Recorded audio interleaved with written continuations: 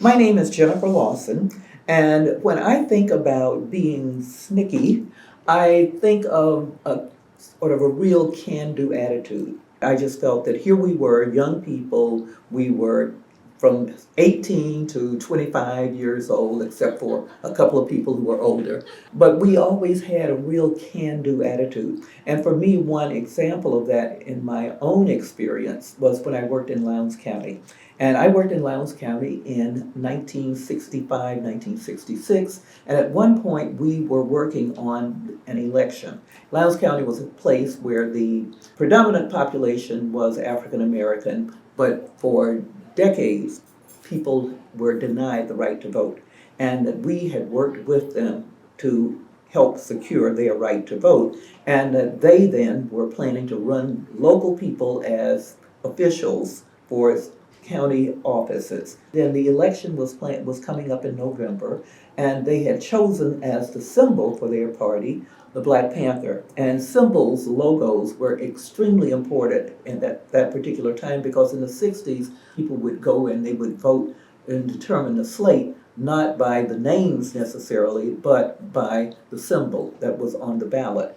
And so we wanted a way of getting the word out to pull the lever for the Black Panther. Because if you pulled the lever for the Black Panther, that would then give you all of those county officers that were the African Americans who were running in opposition to the whites who ran under a white rooster logo that said white supremacy for the right. So that was the dichotomy, the choices. And so they had chosen the Black Panther because, as Mr. Hewlett, who was running for sheriff, had said, oh, that old black cat is going to run that white rooster out of this county.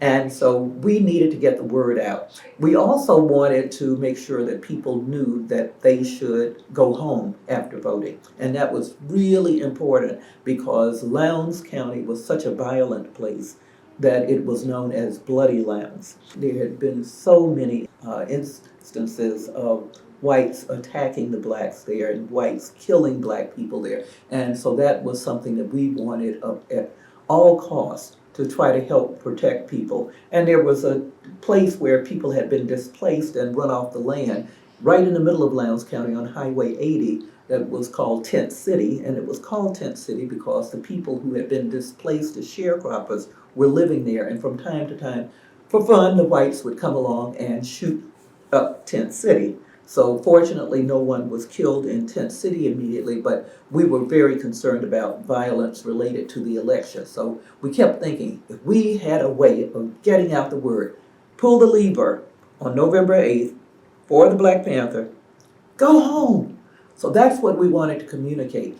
And it's in that day and time, we're talking pre-Twitter, pre-fax, all of the above. We had mimeograph machines, and I kept thinking, wouldn't it be great if we had billboards? People drove past all the time, and that would be a way of them getting the word out.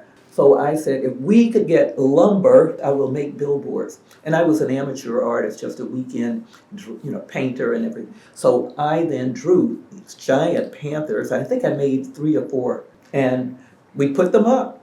And they made the national media because there was a point where people, instead of shooting in the tents, they shot up the billboards. Then there were later people who came from Philadelphia and other places, young African Americans came to protect the people in Lowndes County in a sense. And there's a photo of someone standing there, standing guard over one of my billboards. So for me, the billboard is reflective of being snicky in the sense of doing something with what you have, taking what is essentially nothing and making something of it because we had a goal in sight. We knew we needed to do something, and that instead of waiting for someone else to do something, we did it ourselves, and we used what we had.